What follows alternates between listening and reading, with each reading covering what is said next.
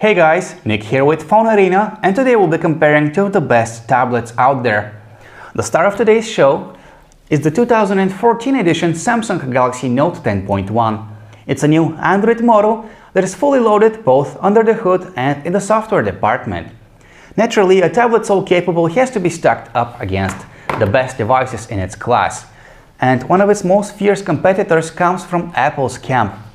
That's the iPad 4, of course, which still ranks among the best tablets on the market even though it has been out for almost a year now.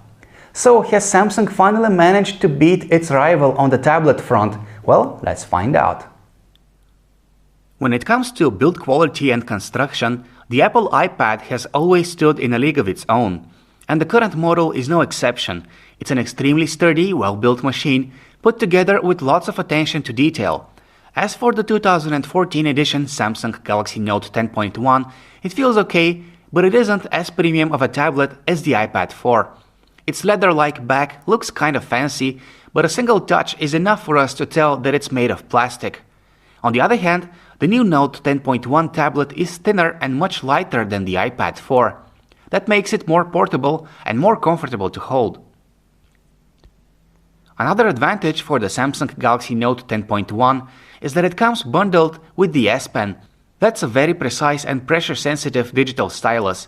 It is used for taking down handwritten notes, for drawing, and much more. It sits in its dedicated slot located on the tablet's side, so it's always with you whenever you need it. The iPad 4 uses a 9.7-inch IPS LCD Retina display with a resolution of 2048 by 1536 pixels, while the 2014 Samsung Galaxy Note 10.1 comes equipped with a 10.1-inch super clear LCD panel with a resolution of 2560 by 1600 pixels. As a whole, both displays look great and deliver similar levels of detail thanks to their very high pixel densities. Anything from text to images and videos appears clear and detailed on either of these tablets' screens. Colors are represented very accurately on the iPad 4, while shades of green and blue displayed on the 2014 Samsung Galaxy Note 10.1 are a bit off. That isn't too major of an issue, however. An untrained eye will not spot that imperfection easily. On the other hand, Samsung's tablet has better viewing angles, remaining clearly visible even when looked at from the side. Outdoors, both tablets are usable as long as the sun is not shining straight at their screens. Currently, the iPad 4 runs on iOS 7.02. That's the most recent version of Apple's mobile operating system. Some like it, some don't, but either way, that's where iOS is headed in terms of presentation. Still, Apple's operating system is among the best of its kind. The 2014 Samsung Galaxy Note 10.1 comes running Android 4.3 out of the box, so it's also up to date on the software front. Naturally, Samsung has modified heavily the system's interface with a layer of TouchWiz user interface. There are tons of visual alterations, additional features, premium apps thrown in, and, of course, plenty of extras taking advantage of that S Pen stylus we mentioned.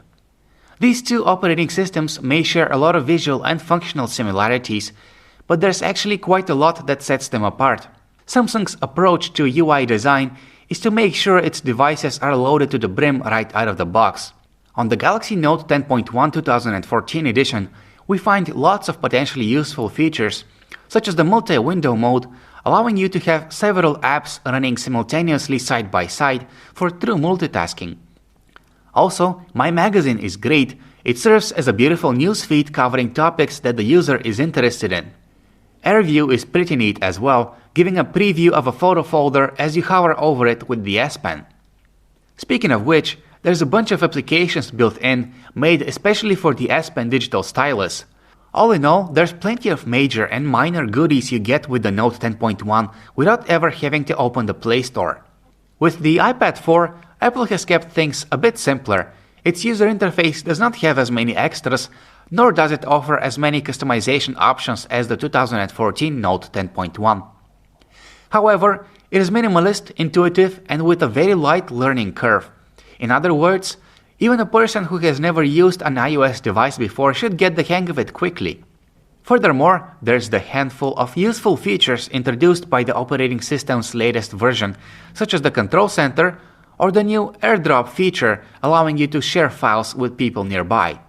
At the same time, iOS also comes with a handful of essentials preloaded, such as notes, reminders, and calendar apps, as well as Newsstand, providing access to digital newspapers and magazines. And if there's something that the user might need, chances are that they'll find it for download from the Apple App Store. Using an on-screen keyboard efficiently is often a matter of getting used to its layout. After a little practice, we could type comfortably on the keyboards on the iPad 4 and the 2014 Galaxy Note 10.1 tablet, and we didn't find them much different from one another. They both offer a split-key arrangement for easy typing while holding the device with two hands. Samsung has picked one of the fastest and most future-proof system-on-chip solutions around. That's the Qualcomm Snapdragon 800 with a quad-core CPU that can run at up to 2.3 GHz. On top of that, a whopping 3 GB of RAM are on board the Note 10.1 for seamless multitasking.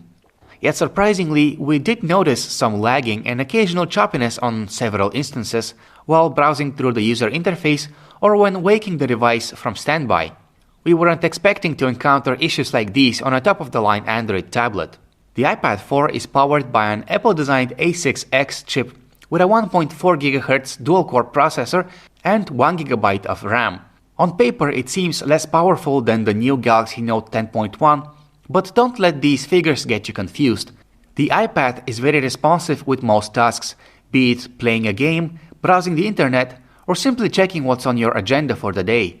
There are 16 GB of storage space on a base 2014 Galaxy Note 10.1 model, but a 32 GB model will be available as well. Besides, there's a microSD card slot present and it can hold cards of up to 64 GB.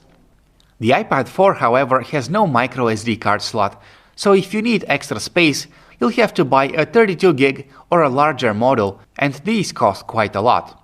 Samsung has loaded the Note 10.1 with its own internet browser application, which is pretty fast indeed.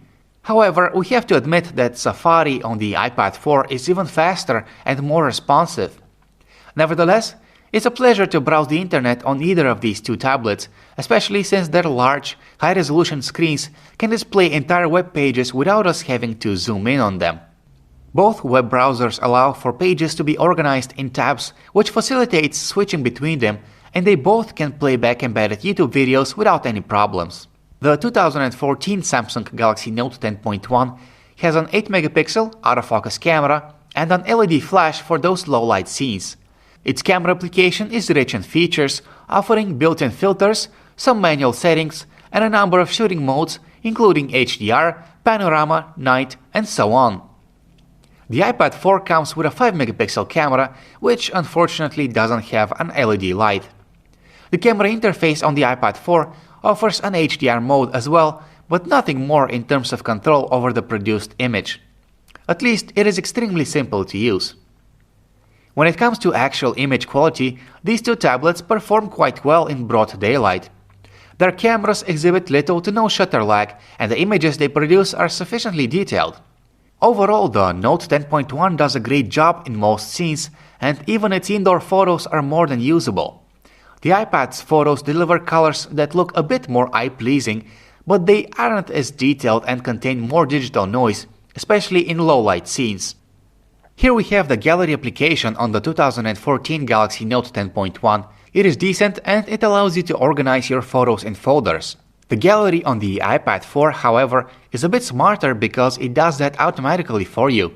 It knows when and where each photo has been taken and groups them in collections based on that data.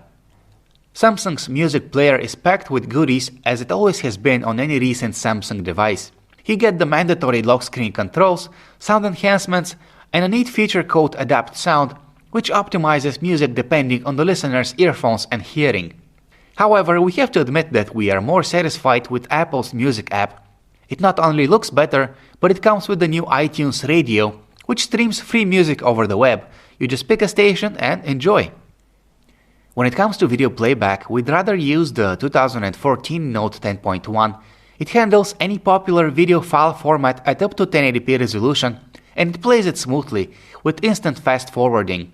Moreover, its screen aspect ratio is more than suitable for watching high-definition video in widescreen format. There's a pair of stereo speakers on the Samsung Galaxy Note 10.1. Their output is passable, but nothing special in terms of quality. The iPad 4 has just one built-in loudspeaker, but it sounds drastically better than the Note 10.1 speakers, especially on the lower end of the spectrum. While we're at it, we must note that the Samsung Galaxy Note 10.1 2014 edition comes equipped with a built-in infrared blaster, which is a neat standout feature. Basically, it allows you to control some of the appliances throughout your house, such as your TV, your multimedia system, air conditioner, and more. We have no complaints about the battery life of these tablets, as both should last you through at least a day of moderate usage. The Samsung Galaxy Note 10.1 2014 edition has an 8220 mAh battery, and we got about a day and a half out of it on a single charge. The iPad 4 has a 42.5 Wh battery, which delivers up to 10 hours of web surfing on Wi-Fi, watching video, or listening to music. To say that the Samsung Galaxy Note 10.1 2014 edition is a good tablet would be an understatement. Sure, it's a bit plasticky, but nevertheless, it does rank among the best Android slates out there, and it sets the bar pretty high for all contenders. Priced at $550 for a Wi-Fi only 16GB model, it's definitely expensive, but it offers quite a lot of value for its money. Samsung's tablet excels when it comes to multitasking, not only because it comes with a powerful processor backed by tons of RAM, but also thanks to its multi-window functionality. Then there's the S Pen. It's a feature rarely seen on a tablet out of the box, and a potentially very useful tool for creative and productive individuals. At the same time, we are amazed to see that the iPad 4 is still holding strong despite being almost a year old. It could be heavier and thicker than the Note 10.1, but it has a much more premium feel. Apple's tablet is a well-built, good-looking machine, and it runs great with iOS 7 on board. Besides, having access to Apple's rock-solid ecosystem of music, movies, and of course, beautifully made apps and games for tablets is also among its advantages. Last but not least, the iPad is cheaper than the new Note 10.1. A base model iPad 4 with 16GB of storage and only Wi-Fi can be had for $500, which is still $50 less than what the cheapest Note 10.1 tablet costs. Just keep in mind that the new iPad model is expected to be released by the end of the year. Thanks for watching our comparison between the Samsung Galaxy Note 10.1 2014 edition and the iPad 4. This is Nick. For more details about these two tablets, go check out our website phonearena.com.